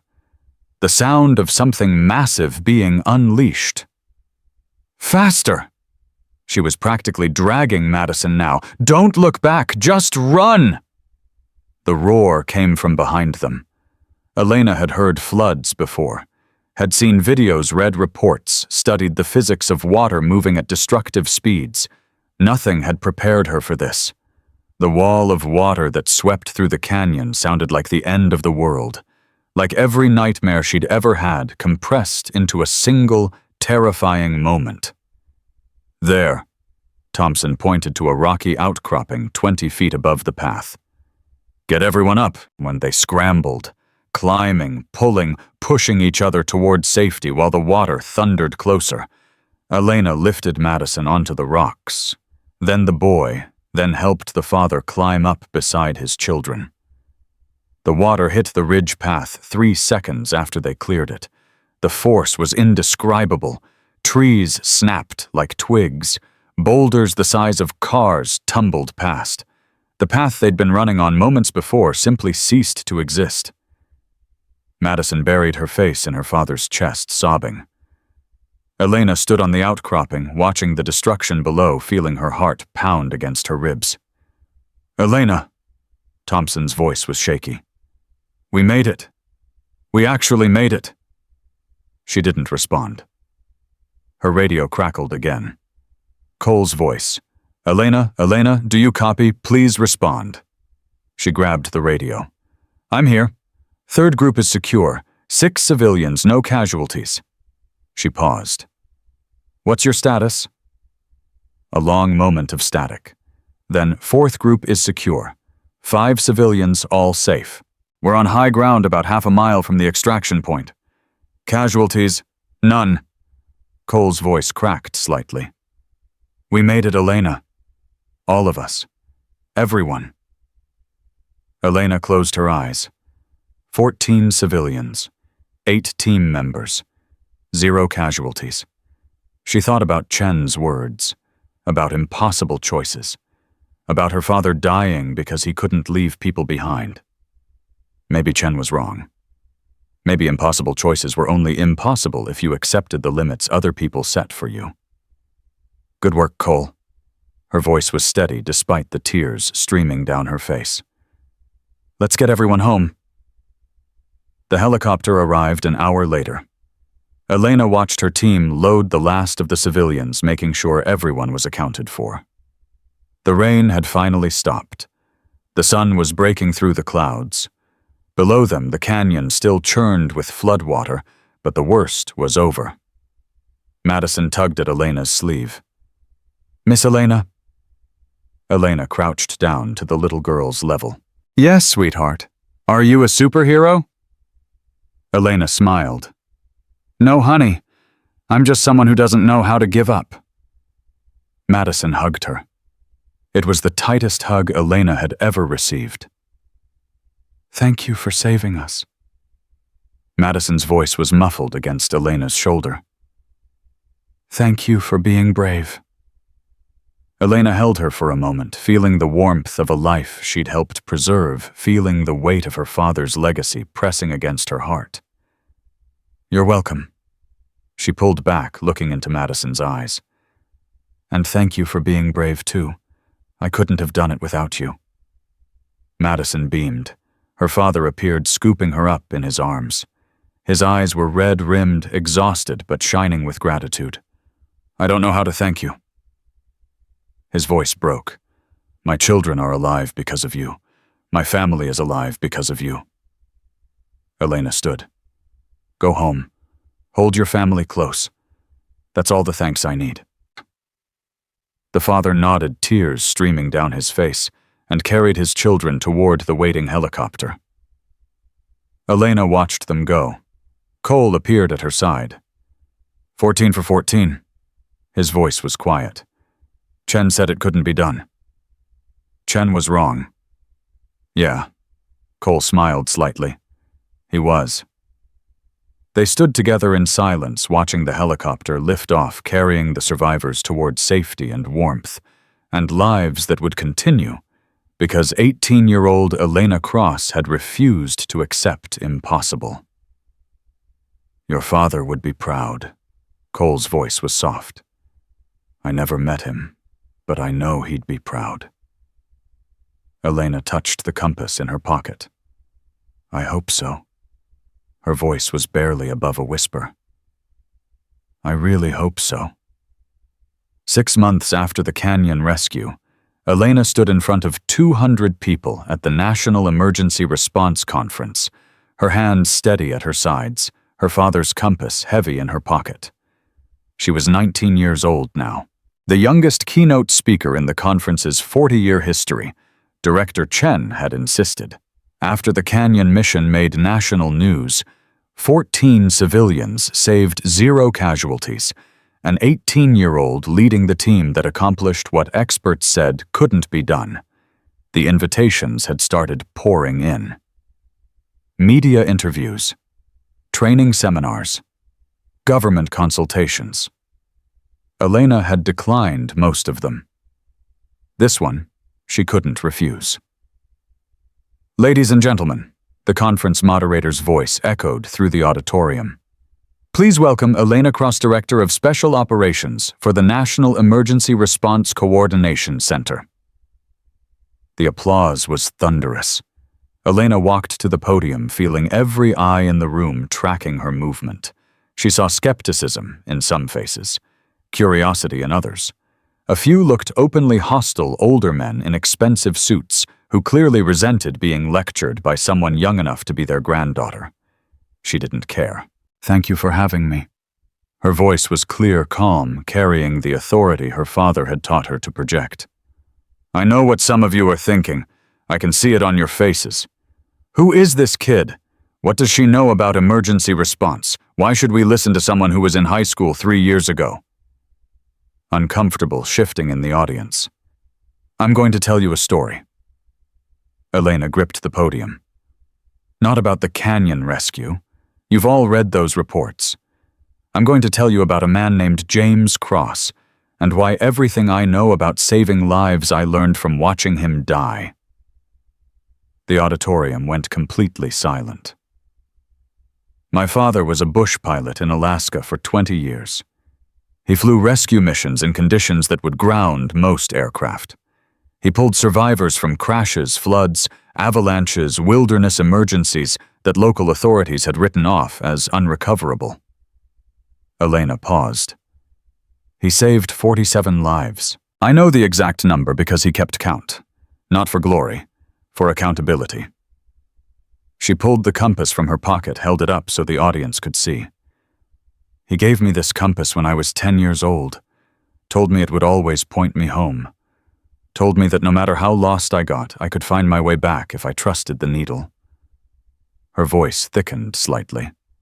2 years ago, he died in a mine collapse, saving a family of 4 he'd never met. He saw the danger. He warned people. They didn't listen, so he went in anyway because that's who he was. She set the compass on the podium. I was supposed to be with him that day. He told me to stay behind, said it was too dangerous. I listened. Her jaw tightened.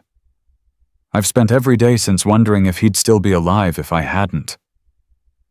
The audience was transfixed. That guilt drove me to become what I am today. I trained harder than anyone expected. I learned things people twice my age hadn't mastered. I walked into situations that should have killed me and came out the other side because I refused to fail the way I failed my father. Elena's eyes swept the crowd. But here's what I've learned in the past 6 months. Guilt isn't enough. Training isn't enough. Even courage isn't enough. She leaned forward. What matters is listening. Really listening. To the data. To the experts, to the quiet voice in the room that everyone else is ignoring because they're too proud or too busy or too certain they already know everything. Her gaze found a cluster of older men in the front row, the ones who'd looked hostile when she walked on stage. 6 months ago, I was that quiet voice. An 18-year-old intern trying to warn a room full of experienced rescue professionals that their mission plan was going to get people killed. They laughed at me, dismissed me, told me to stick to filing paperwork. She smiled grimly. Then the mine collapsed, and suddenly everyone wanted to know how I'd known, how I'd seen what they couldn't see. She straightened. The answer is simple. I wasn't smarter than them. I wasn't more experienced. I was just willing to look at information they'd decided wasn't worth their time. I read the geological surveys they'd skimmed. I noticed the patterns they'd overlooked. I asked questions they thought were beneath them. Her voice hardened. 8 men almost died because nobody in that room would listen to an 18-year-old girl. 8 families almost lost father's sons, brothers because the people in charge were too arrogant to consider that someone younger, someone quieter, someone less credentialed might actually know something they didn't. The hostile faces in the front row had gone pale. I'm not here to lecture you about respecting young people. I'm here to tell you that the next time you dismiss someone's concerns because of their age, their gender, their title, their position in the hierarchy, you might be signing death warrants. Elena's voice dropped. And you'll have to live with that, every day, for the rest of your lives. She picked up the compass again. My father taught me that the mountain doesn't care about your credentials. The flood doesn't check your resume. The fire doesn't ask how many years of experience you have. These forces will kill you just as dead, whether you're a 20-year veteran or a first-day recruit. She held up the compass. The only thing that matters is whether you're paying attention, whether you're humble enough to admit you don't know everything, whether you're brave enough to listen to the people others ignore. She tucked the compass back in her pocket. In the past 6 months, my team has run 23 missions, 64 lives saved, 0 casualties among team members or civilians. She paused. You know what our secret is? We listen. To everyone. The newest recruit on the team has the same authority to raise concerns as the most experienced veteran, because the next life-saving insight might come from anywhere, and if we're too proud to hear it, people die. Elena stepped back from the podium. That's my message. That's my father's legacy. That's what I hope you'll take from this conference, regardless of what else you learn here. She looked out at the audience. 200 faces, some moved, some thoughtful, some still resistant. Listen to the quiet voices. They might be the ones that save your life. The applause started slowly. Then it built. By the time Elena walked off stage, the entire auditorium was on its feet. She didn't look back. The reception afterward was overwhelming. People surrounded Elena, the moment she stepped off the stage. Emergency response, professionals, government officials, media representatives, all wanting a piece of the young woman who'd captivated the conference. She answered questions politely, shook hands, accepted business cards she knew she'd never use. Then she saw a face in the crowd that made her freeze. Margaret Walsh was standing near the back of the reception hall, watching her with an expression that mixed pride with something Elena couldn't quite identify. Elena excused herself from the group around her and made her way through the crowd. "Margaret," her voice was surprised. "I didn't know you were coming." "I wasn't planning to." Margaret smiled slightly. "But when I heard you were giving the keynote, I couldn't stay away. Had to see it for myself." "See what? The woman you've become." Margaret's eyes glistened. "Your father would be so proud, Elena, so incredibly proud." Elena felt her throat tighten. "I'm just trying to honor his memory." "You're doing more than that." Margaret pulled an envelope from her jacket. "This came for you. I wanted to deliver it personally." Elena took the envelope. Her name was written on the front in handwriting she didn't recognize. "What is it? Open it." Elena slid her finger under the seal and pulled out a single sheet of paper. A letter. Handwritten. She read the first line, and her heart stopped.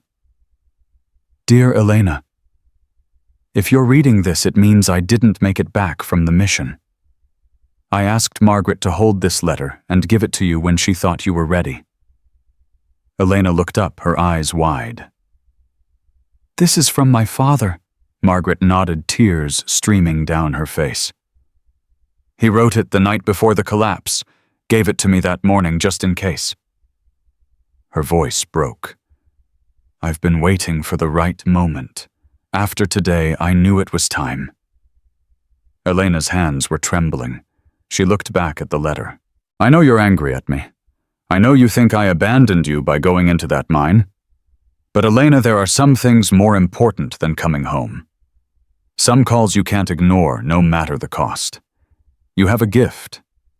I saw it from the day you were born. The way you notice things others miss. The way you stay calm when everyone else panics. The way you never, ever give up even when the odds are impossible. That gift isn't meant to be hidden. It's meant to be shared, used, developed into something that can change the world. I know you'll be scared. I know you'll doubt yourself. I know there will be times when you want to give up, to walk away, to find an easier path. But Elena, easy paths don't lead anywhere worth going. So here's my last piece of advice. My last lesson. My last gift to you. Don't let my death define you. Let it inspire you. Don't spend your life mourning what you lost. Spend it building something that honors what we had. And when the world tells you you're too young, too inexperienced, too unqualified, remember that the mountain doesn't care about credentials. The mountain only cares about courage.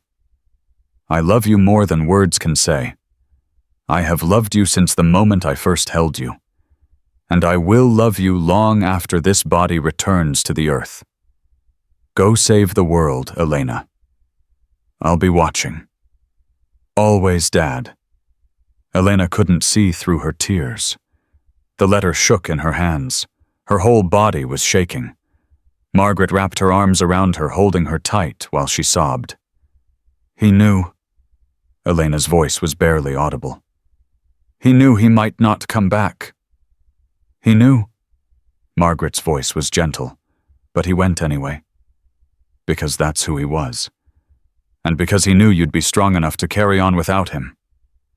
Elena pulled back, wiping her eyes. I've been so angry at him, for leaving, for choosing strangers over his own daughter, for making me grow up without him. I know. But this letter... Elena looked at this paper in her hands. He wasn't choosing strangers over me. He was choosing to be the person he'd always taught me to be. He was showing me that principles matter more than safety, that some things are worth dying for.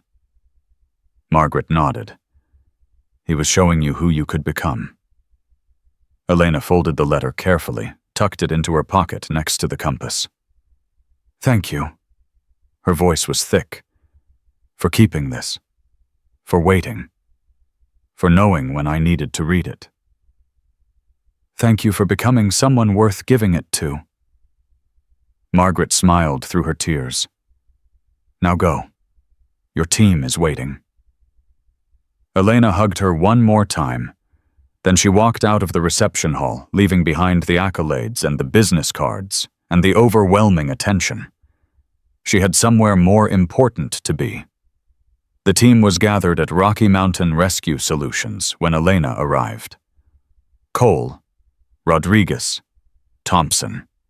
The 8-person unit that had become her family over the past 6 months.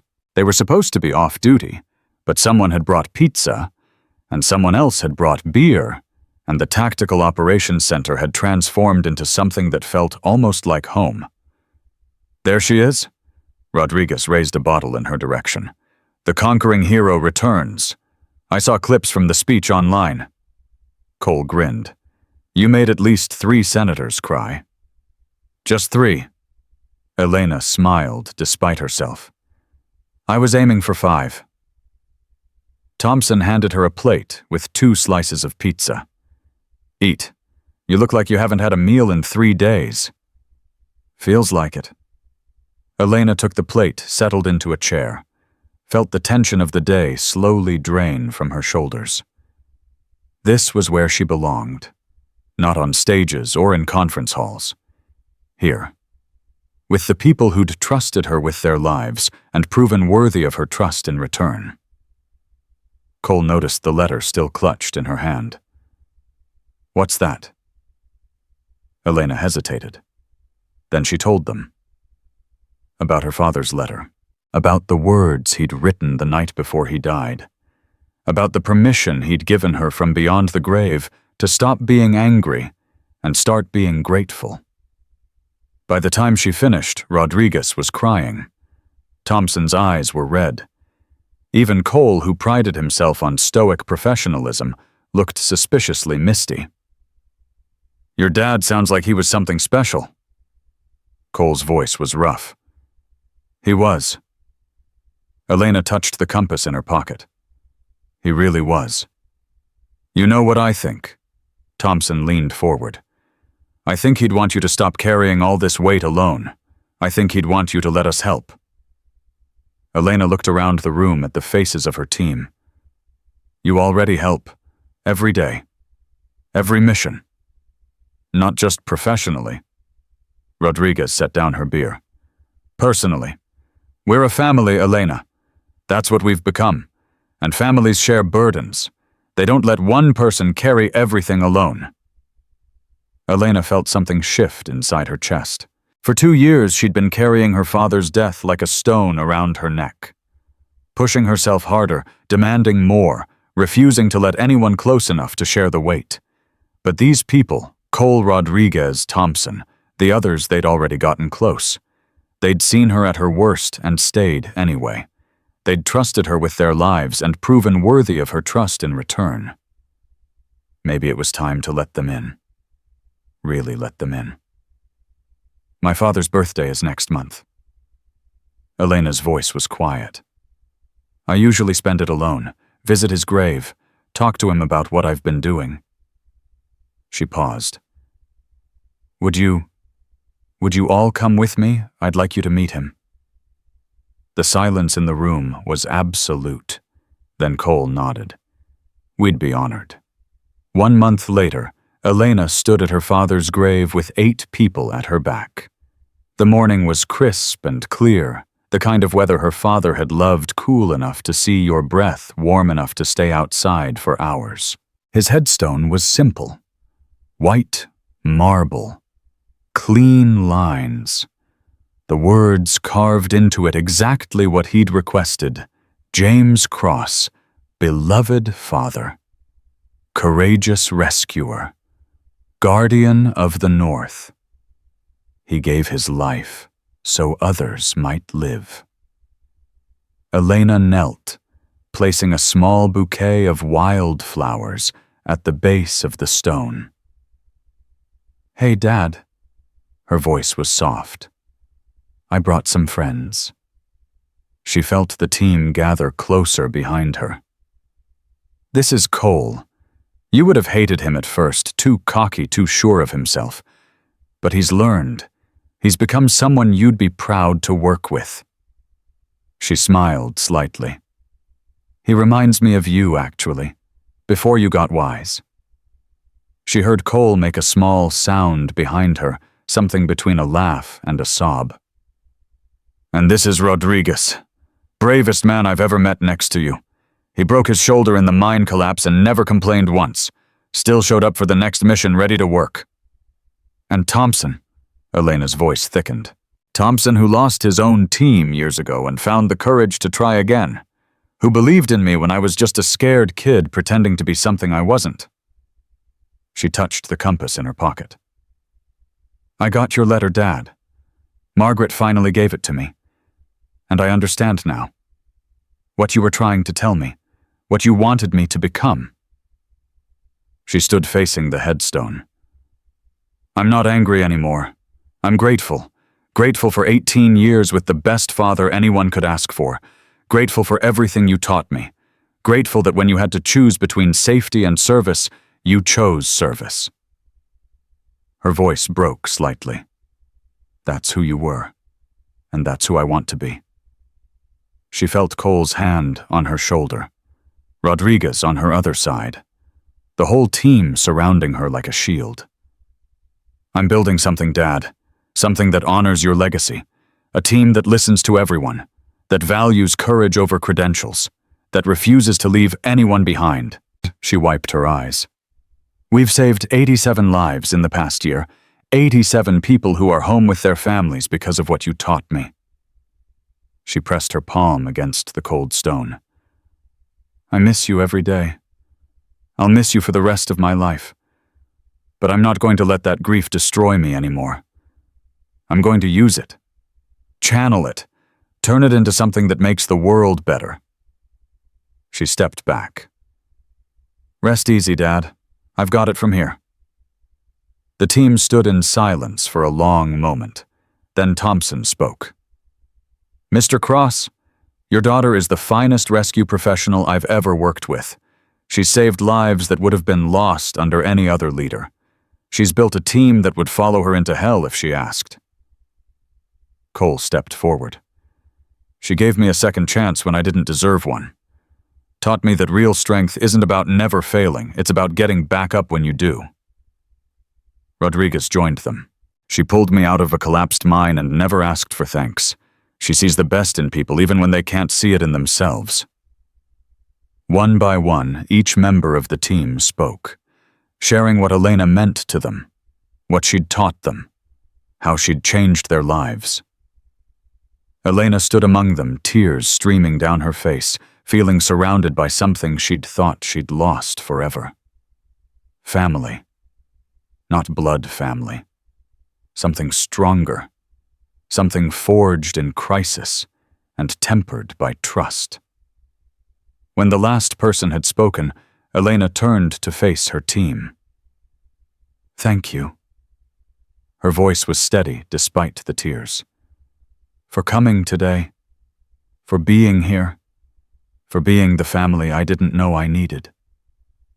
She looked back at her father's grave one last time. "Let's go home." They walked together toward the parking lot, 8 people bound by something stronger than protocol or professional obligation. Elena's phone buzzed. She glanced at the screen. A message from Director Chen. "New mission. Complex rescue in the Rockies. Multiple civilian casualties reported. Local teams requesting your assistance." She stopped walking. Cole noticed immediately. "What is it?" "Work." Elena showed him the screen. "Complex rescue. They're asking for us."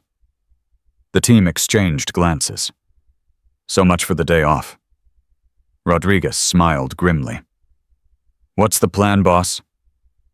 Elena looked at her father's headstone one final time. Then she turned to her team. We do what we always do. We prepare. We adapt. We save as many lives as possible. Her voice hardened with purpose. And we don't stop until everyone comes home. She started toward the vehicles, her team falling into step behind her. The compass in her pocket pointed north, steady and true. Her father's voice echoed in her memory. Go save the world, Elena. I'll be watching. She intended to do exactly that. Some people were born to lead from the front. Others were meant to guard from the shadows, watching over those who walked into danger without understanding it. Elena Cross had learned which one she was, and she had made her peace with it. The mountain was calling. She was ready to answer.